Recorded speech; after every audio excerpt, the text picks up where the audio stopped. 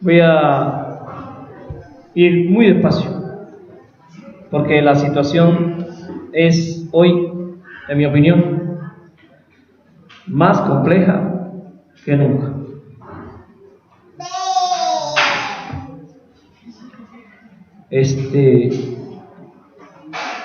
Se logró derrotar a la extrema derecha en las urnas. No se pensaba que eso fuese posible después de 2 elecciones donde se habían robado el resultado delante de los ojos de todos y nada se pudo hacer.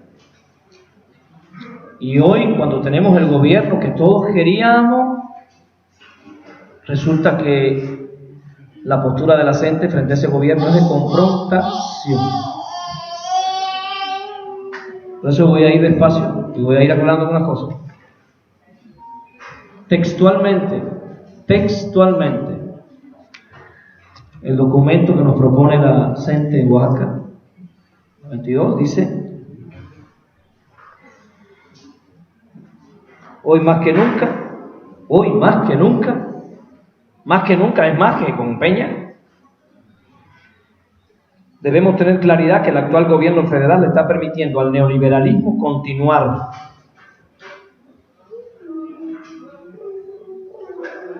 Lo que está por venir en la educación de nuestro país es un proyecto ultra neoliberal que tiene la legitimidad constitucional y en buena parte magisterial y social, teniendo como uno de sus principales objetivos agudizar a escalas inimaginables el control de la administración educativa. Se está haciendo referencia al único gobierno en los últimos 40 años que se ha sentado con la CENTE a discutir el problema de la educación. No se está hablando de otro gobierno. Por eso primero quiero aclarar y referirme a la situación geopolítica actual de México en el continente y después ir a la educación. No sea que nosotros terminemos arrancando la planta pensando que es una mala hierba, ¿no? Y al final nos quedemos con ¿qué? Porque responsablemente tenemos que hacernos una pregunta muy clara y tener claridad de que este no es el gobierno que nosotros quisiéramos, pero es lo mejor que en este momento histórico se puede tener. Esto no es un gobierno socialista, esto no es un gobierno que va a ir contra el capitalismo, esto es un gobierno dentro del capitalismo, pero es lo mejor que en este contexto histórico se podía tener, porque si uno mira las opciones que habían, no eran ni comparables. Pero lo primero que yo quiero dejar claro es que este no es un gobierno neoliberal. Yo puse aquí a pie de página, falso. Eso es falso. Ayer di una conferencia y tenía aquí al lado al secretario ideológico de la 22 y lo expliqué así, y al final él me dijo: tú tienes razón. Vea, porque no piensen que tenía parte de la dirigencia de la 22 y delante de ellos se lo dije. Y con responsabilidad, porque si vamos a ser ciudadanos responsables, tenemos que ser objetivos y autocríticos. Está bien que digamos que la 22, la única no hay dos, pero tenemos que reconocer que hacia el interior de la 22 hay divisiones históricas que nosotros no hemos sido capaces ni siquiera de resolver, ni siquiera hemos logrado la unidad dentro de la 22, y le estamos yendo arriba a un gobierno que tiene 120 millones de ciudadanos al frente con severos problemas históricos que resolver, como si eso se pudiera resolver de la noche a la mañana. Y los problemas nuestros, como el peteo, llevamos años resolviéndolo y todavía no terminamos realmente de hacer una propuesta concreta, y queremos que el gobierno en 4 o 5 meses nos presente una reforma educativa a la altura de nuestras mayores expectativas. Y tenemos que reconocer que las personas que se sentaron a hacer esa propuesta educativa no son los grandes especialistas, ni son los pensadores de izquierda. Ahí había derecha, izquierda, ustedes saben. Yo estuve en el Congreso, hice mi intervención y tuve que escuchar 15 o 20 discursos de la derecha antes que me tocara hablar a mí. 15 o 20 discursos de la derecha antes de que me tocara hablar a mí. Y ayer yo decía responsablemente, esta reforma educativa que tenemos no es la que queremos. Pero cuando se hicieron las convocatorias, la gente no presentó nada. Y la derecha sí está listísima y presenta sus ponencias. Ahora, en la discusión, en los foros para discutir las leyes secundarias, lo digo porque estas cosas tenemos que decirnos la de frente. Se convocan los foros. Yo mismo busqué una liga, inscribí ponencia. A mí nadie, yo no pedí permiso. Yo no pude ir porque estaba con mis hijos, pero fueron 2 compañeros a leer las ponencias que se escribieron.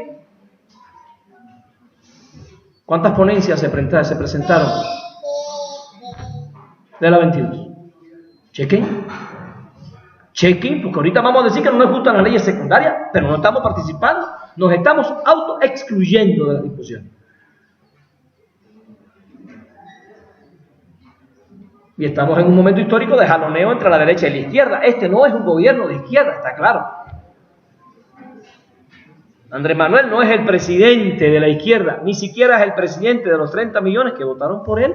Andrés Manuel es el presidente de todos los mexicanos, incluyendo a Vicente Fox, aunque nos duela. Y si mañana un loco mete preso a Peña Nieto sin tener todas las pruebas, él tiene que estar de acuerdo en que se le libere, porque tiene que defender también el derecho de Peña Nieto a que se le haga justicia. Porque no podemos resolver los problemas históricos que tenemos yendo en contra del más sentido elemental de justicia y de congruencia. Entonces, tenemos un presidente que está dirigiendo a un país con severos problemas históricos heredados, con una derecha cada vez más dolida por la derrota. Y entonces la izquierda estamos, en mi opinión, cometiendo el grave error de autoalienarnos de las discusiones, de los debates.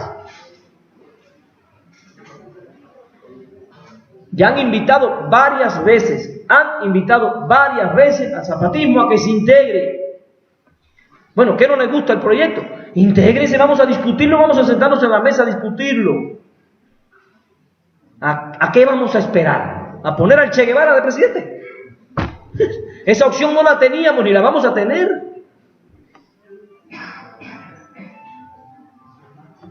No podemos esperar a que la historia nos dé lo imposible.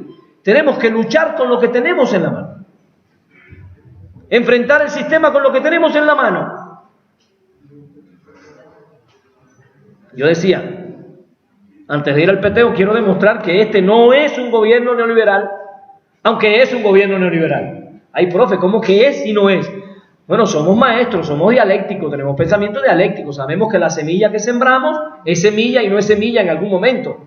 Y cuando rasgas la tierra encuentras la semilla con raíces y tallo de planta, y es semilla y planta, y en algún momento ya no está la semilla, es planta. Así es el cambio así es la dialéctica de las cosas. Acabamos de venir del más neoliberal de los gobiernos, y de momento no dejamos de ser neoliberales, eso no se puede eliminar por decreto. Siguen los convenios que se hicieron, sigue el despojo de las mineras, sigue el despojo del petróleo. Este no puede llegar y decir, deme acá todo el petróleo y todas las mineras. Eso hubiese sido si hubiéramos ganado una guerra.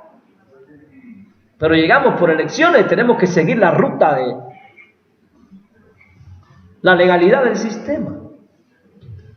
No, yo no puedo decir que el gobierno no es neoliberal, porque la estructura del gobierno heredó severos convenios neoliberales que van a seguir aquí haciendo daño hasta que con el tiempo podamos ir poco a poco resarciendo las graves heridas que se le hicieron a este país en los 30 años de neoliberalismo. Aquí yo hice una historia, hice un estudio, ahí lo tengo en esta libreta, de las privatizaciones. En México bueno, ustedes saben más que yo, ustedes estaban aquí, yo me tuve que hacer un estudio de cuando yo no estaba todavía aquí, cuando se privatizó la producción acerera de México. Toda la producción de acero de este país pertenecía al Estado, este país producía la maquinaria del ferrocarril, la locomotora, vaya. Busquen ahora por ahí donde nosotros producimos locomotoras. En ningún lado producíamos los vagones. Aquí se producían los autobuses. Esos autobuses que a ustedes les enojan ahí en Oaxaca. Esas cosas cuadradas que no se rompen. Ahí están, le amarran un mecate y sigue. Eso es nuestro. Todo eso lo vendieron. Para que tengan una idea, vendieron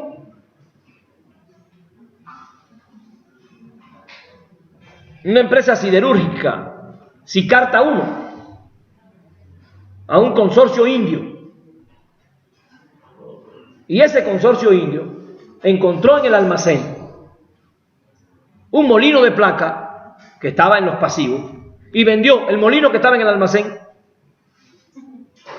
por un valor superior al que pagó por toda la empresa. Para que tengan una idea de a dónde llegó la tranza en este país.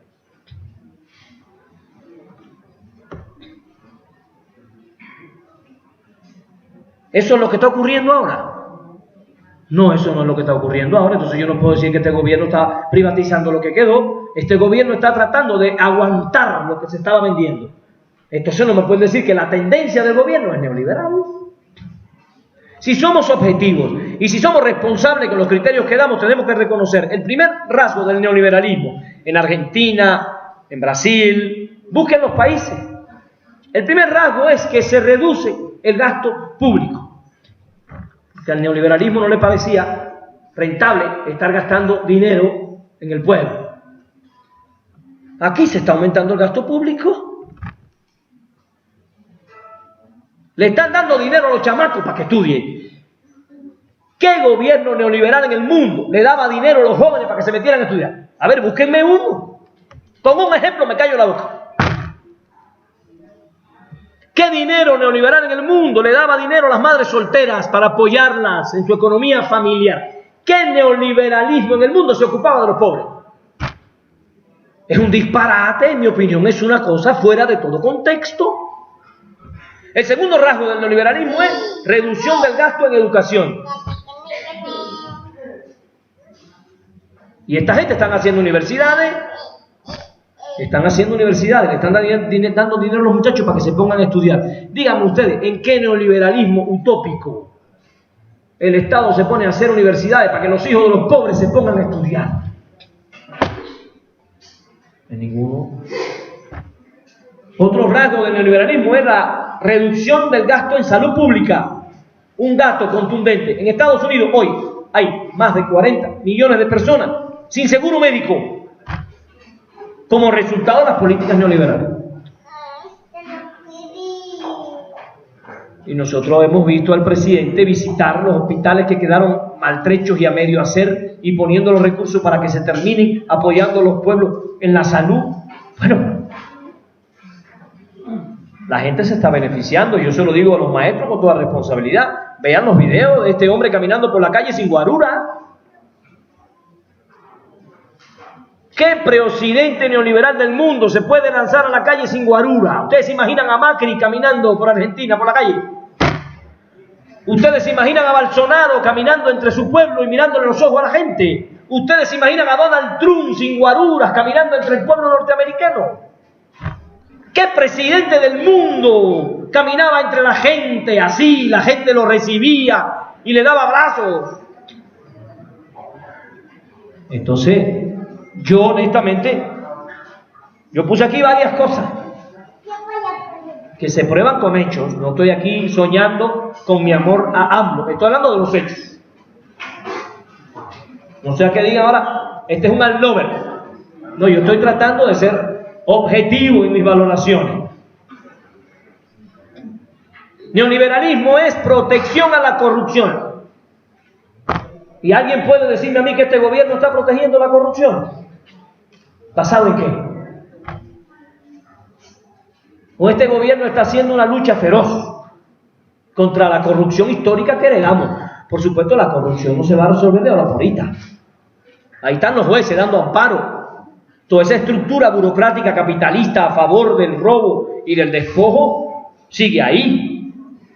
Lo que elegimos fue un presidente, no elegimos a todos los burócratas del país. Esos siguen ahí, con sus tranzas, con sus historias, con sus colas, con sus relaciones.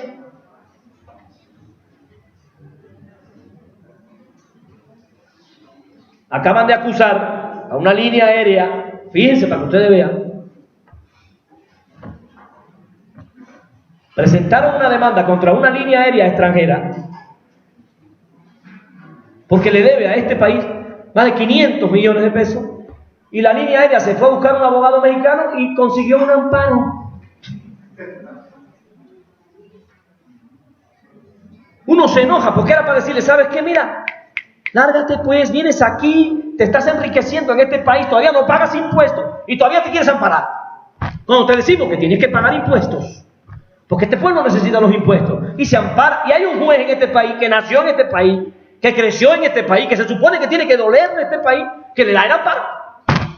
Y cuando le preguntan al presidente, ¿usted qué va a hacer? Dice, ¿qué puedo hacer? Tengo que respetar la ley. No puedo irle arriba al juez, hay que respetar al... Son órdenes diferentes, yo solo soy el poder ejecutivo. Eso es un problema del poder judicial. El juez lo amparó. Pero México no va a hacer nada, le pregunta la periodista, preocupada. Eso es el colmo. Y él dice, bueno, el proceso sigue. Vamos a esperar que el proceso dé como resultado que tengan que pagar. Pero vamos a esperar. Porque podemos encontrar juececillos por ahí con alma de rastrera que digan, no paga impuestos. A eso se tiene que estar enfrentando cada día el gobierno. Y otro rasgo del neoliberalismo, lo dice Atilio Borón muy claro, el neoliberalismo es antidemocrático. La bronca no es entre el mercado y el Estado, la bronca es entre el mercado y la democracia. Porque todas las decisiones neoliberales se toman a espaldas del pueblo, sin consultar al pueblo, sin informar al pueblo. Yo le pregunto a ustedes, honestamente, ¿cómo fue que se pasaron la reforma? ¿Nos enteramos? Ni nos enterábamos. Nadie nos preguntaba. No había foros. Si hubiera habido foros para la reforma energética, no lo hubieran aprobado porque todos nos lanzábamos en contra. Hubo foros para la reforma educativa, hubo foros para la reforma fiscal. ¿Alguna vez Peña Nieto se paró a explicarnos lo que estaba haciendo con la reforma y a responder las preguntas que le hacían los periodistas? No. Bueno, compañeros, tenemos un presidente que cada mañana se levanta por la mañana a pararse ahí y a darle respuesta a los periodistas de centro, de izquierda, de derecha y de ultraderecha con el mismo respeto para todos. Hasta uno a veces se enoja con las preguntas y quisiera decir un disparate y lo ve a él como responde con esa educación y dice, pues, nos está educando a todos, ¿no? Es una clase de información, de política, de honestidad, de transparencia. ¿Cómo entonces yo puedo pensar que lo que viene es el proyecto ultra neoliberal? ¿En qué va? ¿En qué datos? ¿En qué elementos yo me baso para poner aquí una conclusión como esa?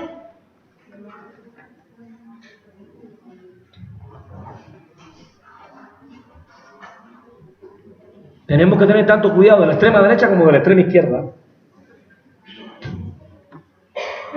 Hay muchísimos ejemplos en la historia.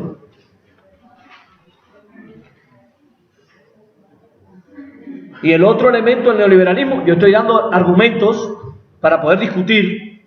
Yo estoy dando argumentos de por qué considero que este gobierno no tiene tendencia neoliberal, aunque sigue siendo un gobierno con relaciones neoliberales que heredó del pasado y que no puede eliminar de ahora por ahí. ¿Está quedando claro, verdad? El otro elemento que yo uso para demostrar que la tendencia práctica de este gobierno no es neoliberal es que el neoliberalismo es un sistema donde los países tercermundistas, los países pobres, se sometieron literalmente a los intereses del hegemone, en el caso de América Latina y el Caribe, a los intereses de los Estados Unidos de Norteamérica. Y yo no creo que el gobierno de México esté sometido a los intereses de los Estados Unidos de Norteamérica. Voy a poner dos ejemplos. Voy a poner solo dos ejemplos que me parecen suficientemente contundentes para demostrar que la postura de este gobierno frente a Estados Unidos es la más digna que podíamos tener y la más independiente que habíamos tenido en los últimos 30 y tantos, 40 años. Primer ejemplo. Los Estados Unidos de Norteamérica, con su César misógino y neofascista e ignorante, sin ofensa, con respeto se lo digo, el señor Trump es un ignorante de la historia, de la filosofía, de la política, de la geografía, de lo que usted quiera. Si Roma tuvo aquel que puso de diputado un caballo, porque así son los imperios cuando ya van a la última fase de su corrupción. Ya los Estados Unidos tuvo a Ronald Reagan, ¿se acuerda? Aquel actor de películas del oeste, mal actor y mediocre actor, llegó a presidente y fue el que impulsó el neoliberalismo en este hemisferio. De Ronald Reagan a Trump hemos tenido toda una fauna política en Roma. Roma no acepta que en este hemisferio hayan 3 países o 4 que no sigan su ideología. Cuba, en estos momentos los Estados Unidos están arreciando el bloqueo a Cuba. En estos momentos la isla de Cuba, me estaba escribiendo mi hermana antier, no hay aceite, hay serios problemas de alimentación otra vez, las colas son inmensas para conseguir, porque el gobierno americano está cerrando otra vez el bloqueo contra Cuba para ahogar a ese pueblo en hambre, en necesidades, porque no quiere que haya un gobierno socialista en la isla de Cuba. Ya no se llama Castro, ya no es Raúl, ya no es Fidel, ahora es Miguel Díaz-Canel, pero el problema de él no era Fidel, era el socialismo cubano, realmente. Y aunque el presidente ahora es Miguel Díaz-Canel, no tiene nada que ver con la familia del comandante, pero sigue la ideología socialista en la isla. No quieren a Nicaragua, no quieren a Bolivia, y están tratando de derrotar al gobierno de Nicolás Maduro, porque derrotando a Maduro le dan un golpe fortísimo a los 4 países socialistas de este continente: Cuba, Bolivia, Nicaragua, Venezuela. Si derrotan a Venezuela, el golpe contra Cuba sería formidable otra vez, porque perderíamos la única parte del comercio sobre la que tenemos alguna seguridad. Estoy explicando esto para que se entienda que para el gobierno norteamericano es fundamental destruir a Venezuela, porque destruyendo a Venezuela deja casi desprotegida a Cuba, a Nicaragua y a Bolivia. Se le haría más fácil la tarea de tratar. ¿Y qué hicieron? Presionaron a todos los países de este continente, montaron un show ahí con Almagro en la OEA, que la OEA siempre ha sido históricamente un ministerio de Hacienda de los Estados Unidos. La OEA no representó los intereses de este continente, representaba los intereses de los Estados Unidos de Norteamérica.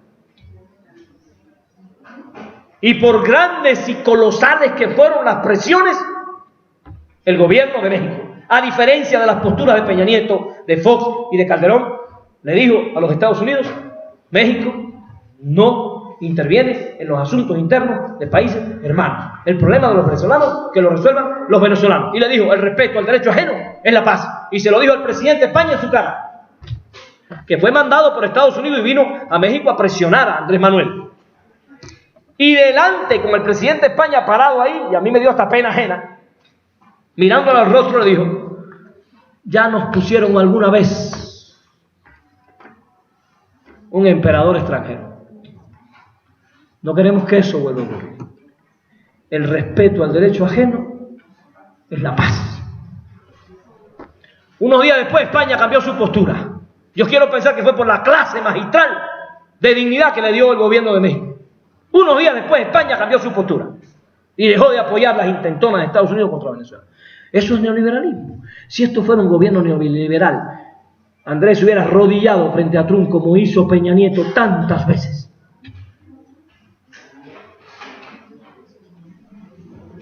Y el otro ejemplo que me parece formidable, fíjense que parece formidable, compañeras y compañeros,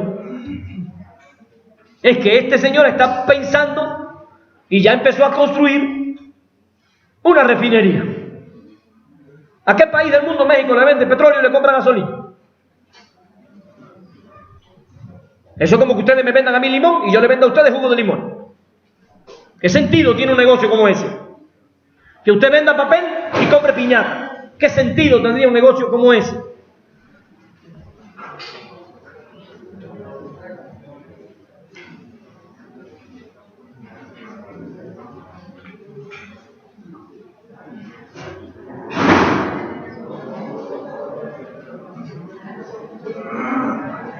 Bien, no pasó nada. ¿Sí está bien? Sí. Sí. Pero yo estoy diciendo, vimos cómo el pan, no el pan de Oaxaca tan sabroso, sino el pan de Calderón y Martita, salió a decir una y otra vez que no era negocio hacer una refinería. ¿Qué cara tiene que estarle viendo a este pueblo para decirle en su rostro? Sigue vendiendo petróleo, o sea, vende madera y compra mesa. No es negocio hacer una carpintería. O sea, ¿en qué cabeza cabe algo como eso? Es un disparate, pero yo se lo acepto al pan. Al pan se lo acepto.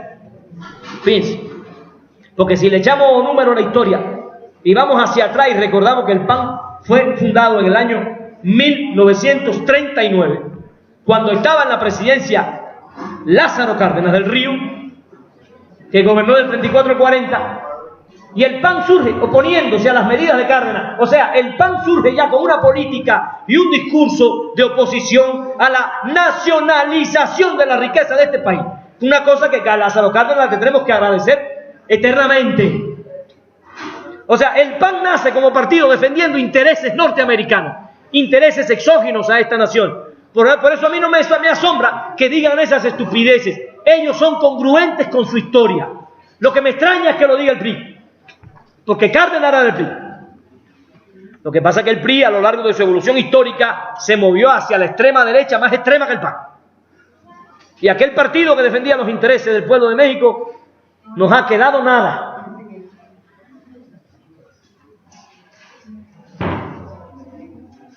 Cuando quiso retomar la ruta nacionalista con Colosio, lo asesinaron.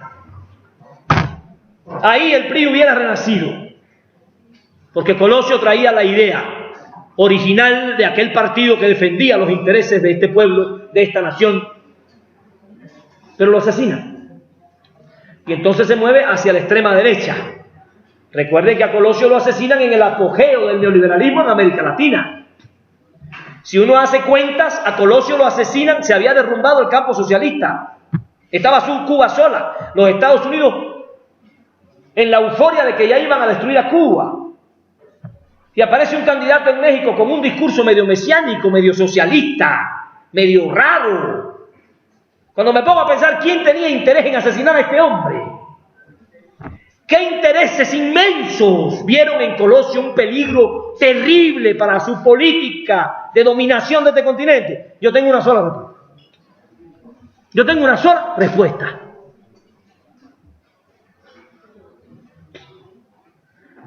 Y ahora este señor quiere hacer una refinería. Cuando esa refinería esté, ¿qué colosales intereses se van a ver afectados? ¿Los míos, los de ustedes? Los de los Estados Unidos de Norteamérica.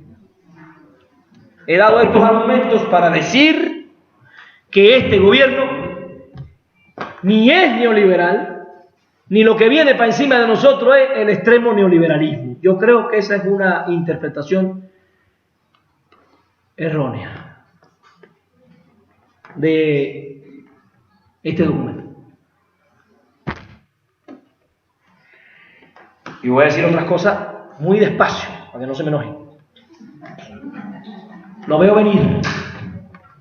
Si los maestros se le van al cuello a Andrés Manuel López Obrador, por primera vez en su historia el pueblo los va a dejar solos. Se van a confrontar con los humildes. Porque los que pusieron a ese presidente, ¿quiénes fueron? Los humildes. Los campesinos sin esperanzas. Las mujeres sin esperanzas. Y esas mujeres cuando van a cobrar su chequecito mensual, y esos niños cuando están yendo a sus universidades por primera vez y cobran su chequecito y se lo entregan a su mamá, están agradeciendo. Y esos pueblos que están haciendo sus caminos y aparecen nuevos trabajos y ya no se pierde el dinero en el camino y ya no se lo roban esos tránsfugas de siempre. Esos campesinos que reciben los recursos directamente para no dárselos a aquellos mediadores que se engordaban a costa de la pobreza de sus hermanos. le van a dar a ese presidente mucho agradecimiento, porque este es un pueblo muy agradecido. Yo lo digo porque tenemos que ser muy cuidadosos, no sea que al final nos pongamos sin querer del bando equivocado. Porque si esta cuarta transformación no funciona, ¿quién creen ustedes que se va a beneficiar? Porque ¿cuál es la otra opción que tenemos? No tenemos la Madre Teresa de Calcuta de candidata, si no votamos por ella. No tenemos de candidato a Jesús de Nazaret, si no votábamos por Jesús de Nazaret, por supuesto, es al seguro, es puro, puro, puro. Pero lo que tenemos es a este señor que tiene un rasgo por el que yo votaría por él ciegamente.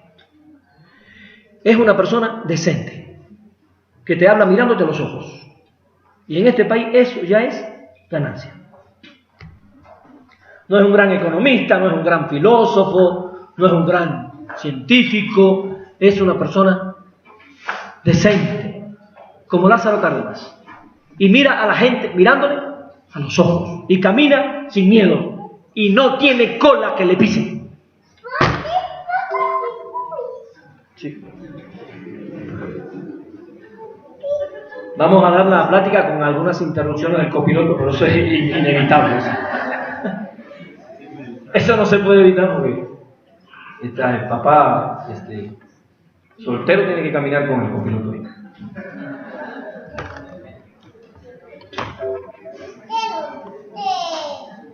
Bien, hasta aquí abordé el tema de la introducción de este trabajo donde se habla del neoliberalismo.